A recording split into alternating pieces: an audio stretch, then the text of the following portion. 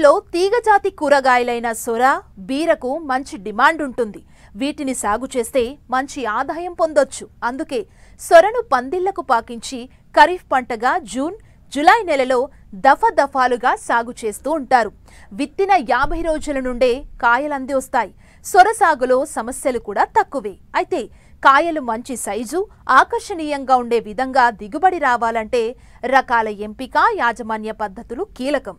మరి ఖరీఫ్ సొర సాగులో ఎలాంటి మెలకువలు పాటించాలో ఇప్పుడు చూద్దాం.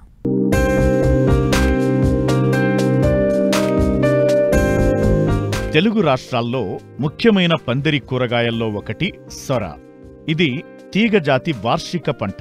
సొర తీగలను నేలపై పందిరి మీద ప్రాకించి పండించవచ్చు. ఈ పంట బెట్టను బాగా తట్టుకుంటుంది. సొరకాయను కూరగాయగా స్వీటు తయారీలోనూ వాడుతారు.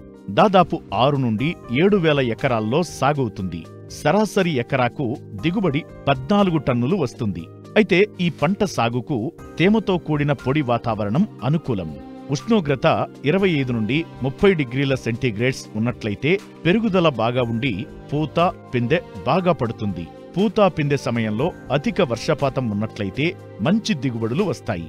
ఈ పంటను వివిధ రకాలైన నేలల్లో పండించవచ్చు. ఉదజని సూచిక 6 నుండి 7 మధ్య ఉన్నట్లయితే ఈ పంట సాగుకు చాలా అనుకూలం. అయితే ఇందులో రకాల ఎంపిక కీలకం. చీడపీడలను తట్టుకుని అధిక దిగుబడినిచ్చే హైబ్రిడ్ రకాలను దేశంలోని పలు ఉద్యాన పరిశోధనా స్థానాలు రూపొందించాయి. అందులో మేలైన రకాలు Pusa summer prolific long, Pusa summer prolific round, Pusa Meghdoot, Pusa Manjari, Pusa Naveen, Arkabahar, Samrat, Pusa Sandesh ఉన్నాయి. ఇవే కాక పలు ప్రైవేట్ హైబ్రిడ్ రకాలు మార్కెట్లో లభిస్తున్నాయి. కాలానుగుణంగా వీటిని వేసుకుంటే మంచిది.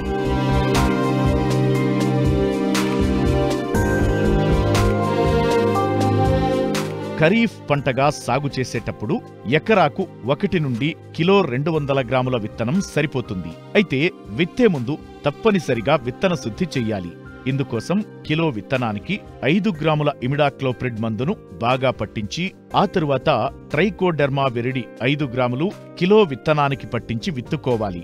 వరుసల మధ్య దూరం 3 మీటర్లు, పాదుల మధ్య దూరం 90 సెంటీమీటర్లు ఉండే విధంగా విత్తుకోవాలి. ప్రతి పాదుకు 3-4 విత్తనములను 1 నుంచి 2 సెంటీమీటర్ల లోతులో విత్తి నీరు పెట్టాలి. 3 నుంచి 7 రోజులలో విత్తనాలు మొలకెత్తుతాయి. పాదుకు 2 బలమైన మొక్కలు ఉంచి మిగిలినవి తీసివేయాలి. ఎరువుల యాజమాన్యం కీలకం.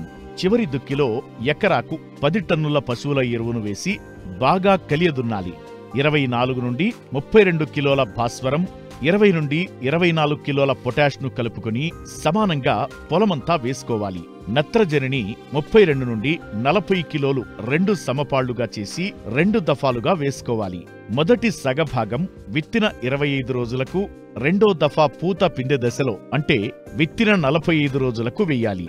ఎరువులను మొక్కలకు 10 నుంచి 15 సెంటీమీటర్ల ఎడంలో గుంట త్రవ్వి ఎరువు వేసి మట్టిని కప్పి నీరు పెట్టాలి.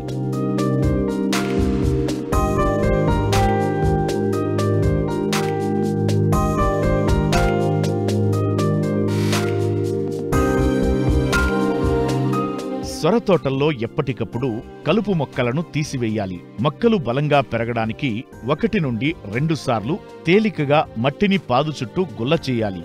కలుపు నివారణకు అలాక్తోర్ 400 గ్రాములు లేదా బ్యూటాక్లోర్ 600 గ్రాముల మందును 200 లీటర్ల నీటిలో కలిపి విత్తిన 2 నుండి 3 రోజుల్లో నేల మీద పిచికారీ చేయడం ద్వారా నెల రోజుల వరకు కలుపు మొక్కలను సమర్థవంతంగా నివారించవచ్చు.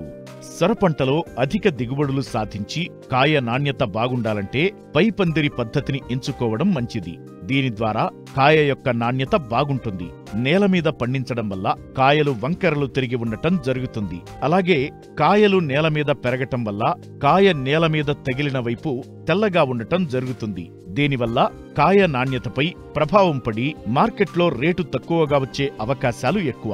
కాబట్టి పైపందిరి పద్ధతిని వినియోగించుకుని పండించడం వల్ల రెట్టింపు దిగుబడులు రావడమే కాకుండా కాయ నాణ్యత బాగుండడం వల్ల మార్కెట్లో మంచి ధర వచ్చే అవకాశాలున్నాయి.